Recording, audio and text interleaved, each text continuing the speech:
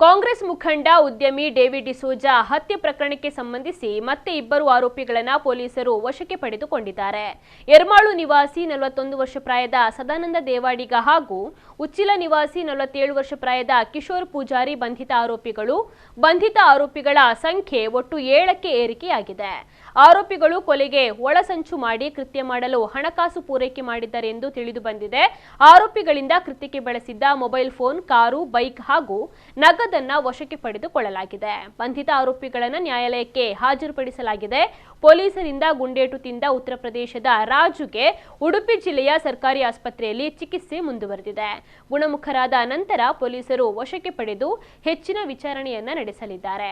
ಮತ್ತಷ್ಟು ಆರೋಪಿಗಳು ಭಾಗಿಯಾಗಿರುವ ಶಂಕೆ ಇದ್ದು ಈ ನಿಟ್ಟಿನಲ್ಲಿ ತನಿಖೆ ಮುಂದುವರೆದಿದೆ.